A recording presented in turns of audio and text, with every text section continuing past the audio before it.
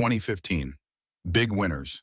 Pay for many experiments to our share owners. This year, Amazon became the fastest company ever to reach $100 billion in annual sales. Also this year, Amazon Web Services is reaching $10 billion in annual sales, doing so at a pace even faster than Amazon achieved that milestone. What's going on here? Both were planted as tiny seeds, and both have grown organically without significant acquisitions into meaningful and large businesses, quickly. Superficially, the two could hardly be more different. One serves consumers and the other serves enterprises. One is famous for brown boxes and the other for APIs. Is it only a coincidence that two such dissimilar offerings grew so quickly under one roof? Luck plays an outsized role in every endeavor, and I can assure you we've had a bountiful supply. But beyond that, there is a connection between these two businesses. Under the surface, the two are not so different after all. They share a distinctive organizational culture that cares deeply about and acts with conviction on a small number of principles. I'm talking about customer obsession rather than competitor obsession, eagerness to invent and pioneer, willingness to fail, the patience to think long-term, and the taking of professional pride in operational excellence. Through that lens, AWS and Amazon Retail are very similar indeed. A word about corporate cultures. For better or for worse, they are enduring, stable, hard to change. They can be a source of advantage or disadvantage. You can write down your corporate culture, but when you do so, you're discovering it, uncovering it, not creating it. It is created slowly over time by the people and by events, by the stories of past success and failure that become a deep part of the company lore. If it's a distinctive culture, it will fit certain people like a custom-made glove. The reason cultures are so stable in time is because people self-select. Someone energized by competitive zeal may select and be happy in one culture, while someone who loves to pioneer and invent may choose another. The world, thankfully, is full of many high-performing, highly distinctive corporate cultures. We never claim that our approach is the right one, just that it's ours. And over the last 2 decades, we've collected a large group of like-minded people, folks who find our approach energizing and meaningful. One area where I think we are especially distinctive is failure. I believe we are the best place in the world to fail. We have plenty of practice. And failure and invention are inseparable twins. To invent, you have to experiment. And if you know in advance that it's going to work, it's not an experiment. Most large organizations embrace the idea of invention, but are not willing to suffer the string of failed experiments necessary to get there. Outsized returns often come from betting against conventional wisdom, and conventional wisdom is usually right. Given a 10% chance of a 100 times payoff, you should take that bet every time. But you're still going to be wrong 9 times out of 10. We all know that if you swing for the fences, you're going to strike out a lot, but you're also going to hit some home runs. The difference between baseball and business, however, is that baseball has a truncated outcome distribution. When you swing, no matter how well you connect with the ball, the most runs you can get is 4. In business, every once in a while, when you step up to the plate, you can score 1,000 runs. This long-tailed distribution of returns is why it's important to be bold. Big winners pay for so many experiments. AWS, Marketplace, and Prime are all examples of bold bets at Amazon that worked, and we're fortunate to have those 3 big pillars. They have helped us grow into a large company, and there are certain things that only large companies can do. With a tip of the hat to our Seattle neighbors, no matter how good an entrepreneur you are, you're not going to build an all-composite 787 in your garage startup, not one you'd want to fly in anyway. Used well, our scale enables us to build services for customers that we could otherwise never even contemplate. But also, if we're not vigilant and thoughtful, size could slow us down and diminish our inventiveness. As I meet with teams across Amazon, I am continually amazed at the passion, intelligence, and creativity on display. Our teams accomplished a lot in the last year, and I'd like to share a few of the highlights of our efforts to nourish and globalize our 3 big offerings, Prime, Marketplace, and AWS. And while I'll focus on those 3, I assure you that we also remain hard at work on finding a 4th, Prime. We want Prime to be such a good value, you'd be irresponsible not to be a member. We've grown Prime 2-day delivery selection from 1 million items to over 30 million, added Sunday delivery, and introduced free same-day delivery on hundreds of thousands of products for customers in more than 35 cities around the world. We've added music, photo storage, the Kindle Owner's Lending Library, and streaming films and TV. Prime now offers members 1-hour delivery on an important subset of selection and was launched only 111 days after it was dreamed up. In that time, a small team built a customer-facing app, secured a location for an urban warehouse, determined which 25,000 items to sell, got those items stocked, recruited and onboarded new staff, tested, iterated, designed new software for internal use, both a warehouse management system and a driver-facing app, and launched in time for the holidays. Today, just 15 months after that first city launch, Prime now is serving members in more than 30 cities around the world. Prime Video offers exclusives from some of the world's most passionate storytellers. We want brilliant creators like Jill Soloway, Jason Schwartzman, and Spike Lee to take risks and push boundaries. Our original series have already earned more than 120 nominations and won nearly 60 awards, including Golden Globe and Emmy Awards. Many of these are stories that might never have been told in the traditional linear programming model. In the pipeline and coming soon are new series and movies from creators like Jeremy Clarkson, David E. Kelley, Woody Allen, and Kenneth Lonergan. The Man in the High Castle, based on the Philip K. Dick novel, explores an alternate history where the U.S. lost World War II. It debuted on Prime Video on November 20th, and in 4 weeks became our most viewed show, receiving acclaim from critics like, Amazon has the best new drama of the season in The Man in the High Castle, and The Man in the High Castle accomplishes so much, where most new broadcast TV dramas these days don't even try. These shows are great for customers, and they feed the Prime flywheel. Prime members who watch Prime Video are more likely to convert from a free trial to a paid membership, and more likely to renew their annual subscriptions. Finally, our first ever Prime Day surpassed all our expectations. More new members tried Prime that day than any other day in our history. Worldwide order growth increased 266% over the same day the year before, and sellers whose products are Prime eligible through FBA saw record-breaking sales, with growth nearing 300%. Prime has become an all-you-can-eat physical-digital hybrid that members love. Membership grew 51% last year, including 47% growth in the U.S. and even faster internationally. And there are now tens of millions of members worldwide. There's a good chance you're already one of them, but if you're not, please be responsible. Join Prime Marketplace. We took 2 big swings and missed with auctions and Z-Shops before we launched Marketplace over 15 years ago. We learned from our failures and stayed stubborn on the vision, and today close to 50% of units sold on Amazon are sold by third-party sellers. Marketplace is great for customers because it adds unique selection, and it's great for sellers.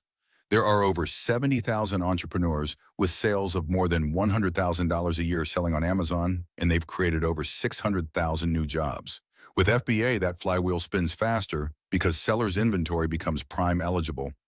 Prime becomes more valuable for members, and sellers sell more. This year, we created a new program called Seller Fulfilled Prime. We invited sellers who are able to meet a high bar for shipping speed and consistency in service to be part of the Prime program and ship their own orders at Prime speed directly.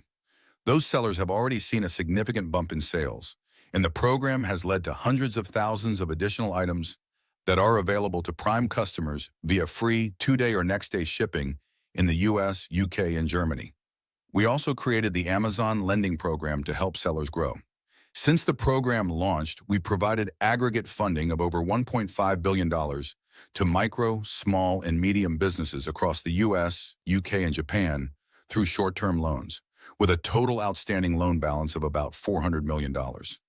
Stephen Arstol, surfer and owner of Tower Paddleboards, is one beneficiary. His business has become one of the fastest-growing companies in San Diego, in part with a little help from Amazon Lending. Click-to-cash access to capital helps these small enterprises grow, benefits customers with greater selection, and benefits Amazon since our marketplace revenue grows along with the seller's sales. We hope to expand Amazon Lending and are now working on ways to partner with banks so they can use their expertise to take and manage the bulk of the credit risk. In addition to nourishing our big offerings, we work to globalize them. Our marketplace creates opportunities for sellers anywhere to reach buyers around the world. In the past, many sellers would limit their customer base to their home country due to the practical challenges of selling internationally. To globalize marketplace and expand the opportunities available to sellers, we built selling tools that empowered entrepreneurs in 172 countries to reach customers in 189 countries last year. These cross-border sales are now nearly a quarter of all third-party units sold on Amazon. To make this possible, we translated hundreds of millions of product listings and provided conversion services among 44 currencies. Even small and niche sellers can now tap into our global customer base and global logistics network. The end result is very different from sellers handling their own one-at-a-time cross-border fulfillment. Pluggable Technologies CEO Bernie Thompson put it this way: it really changes the paradigm when you're able to ship the goods in bulk to a warehouse in Europe or Japan and have those goods be fulfilled in 1 day or 2 days. India is another example of how we globalize an offering like Marketplace through customer obsession and a passion for invention. Last year, we ran a program called Amazon Chai Cart, where we deployed 3-wheeled mobile carts to navigate in a city's business districts, serve tea, water, and lemon juice to small business owners, and teach them about selling online. In a period of 4 months, the team traveled 15,280 kilometers across 31 cities, served 37,200 cups of tea, and engaged with over 10,000 sellers. Through this program and other conversations with sellers, we found out there was a lot of interest in selling online. But that sellers struggled with the belief that the process was time-consuming, tedious, and complex. So we invented Amazon Tatkal, which enables small businesses to get online in less than 60 minutes. Amazon Tatkal is a specially designed studio on wheels, offering a suite of launch services, including registration, imaging, and cataloging services, as well as basic seller training mechanisms. Since its launch on February 17th, we have reached sellers in 25 cities. We're also globalizing Fulfillment by Amazon, adapting the service to local customer needs. In India, we launched a program called Seller Flex to combine Amazon's logistics capabilities with seller selection at the local neighborhood level. Sellers set aside a part of their warehouse for storing items to be sold on Amazon, and we configure it as a fulfillment center in our network that can receive and fulfill customer orders. Our team provides guidance on warehouse layout, IT and operational infrastructure, and trains the seller on standard operating procedures to be followed on site. We've now launched 25 operational Seller Flex sites across 10 cities. Amazon Web Services. Just over 10 years ago, AWS started in the US with its first major service, a simple storage service. Today, AWS offers more than 70 services for compute, storage, databases, analytics, mobile, Internet of Things, and enterprise applications. We also offer 33 availability zones across 12 geographic regions worldwide, with another 5 regions and 11 availability zones in Canada, China, India, the US, and the UK to be available in the coming year. AWS started with developers and startups, and now is used by more than 1 million customers from organizations of every size across nearly every industry. Companies like Pinterest, Airbnb, GE, Enel, Capital One, Intuit, Johnson & Johnson, Philips, Hess, Adobe, McDonald's, and Time Inc. AWS is bigger than Amazon.com was at 10 years old, growing at a faster rate. And most noteworthy in my view, the pace of innovation continues to accelerate. We announced 722 significant new features and services in 2015, a 40% increase over 2014.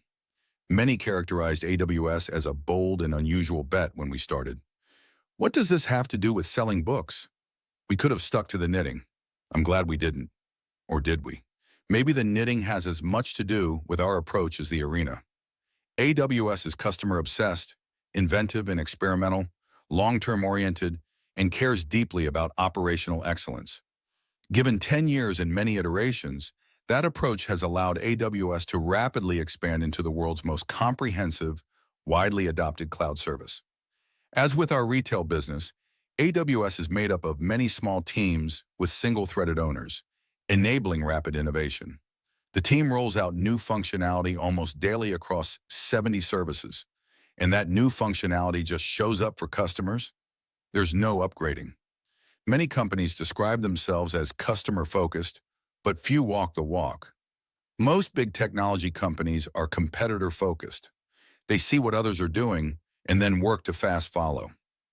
In contrast, 90 to 95% of what we build in AWS is driven by what customers tell us they want.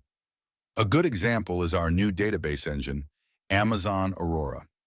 Customers have been frustrated by the proprietary nature, high cost, and licensing terms of traditional, commercial-grade database providers. And while many companies have started moving toward more open engines like Misql and Postgres, they often struggle to get the performance they need. Customers asked us if we could eliminate that inconvenient trade-off, and that's why we built Aurora. It has commercial-grade durability and availability, is fully compatible with MySQL, has up to 5 times better performance than the typical MySQL implementation, but is 1/10 the price of the traditional, commercial-grade database engines. This has struck a resonant chord with customers, and Aurora is the fastest-growing service in the history of AWS.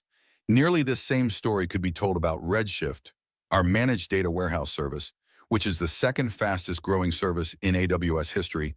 Both small and large companies are moving their data warehouses to Redshift. Our approach to pricing is also driven by our customer-centric culture. We've dropped prices 51 times, in many cases before there was any competitive pressure to do so. In addition to price reductions, we've also continued to launch new lower-cost services like Aurora, Redshift, QuickSight, our new business intelligence service, EC2 Container Service, our new compute container service, and Lambda, our pioneering serverless computing capability, while extending our services to offer a range of highly cost-effective options for running just about every type of application or IT use case imaginable. We even roll out and continuously improve services like Trusted Advisor, which alerts customers when they can save money, resulting in hundreds of millions of dollars in savings for our customers. I'm pretty sure we're the only IT vendor telling customers how to stop spending money with us. Whether you are a startup founded yesterday or a business that has been around for 140 years, the cloud is providing all of us with unbelievable opportunities to reinvent our businesses, add new customer experiences, redeploy capital to fuel growth, increase security, and do all of this so much faster than before.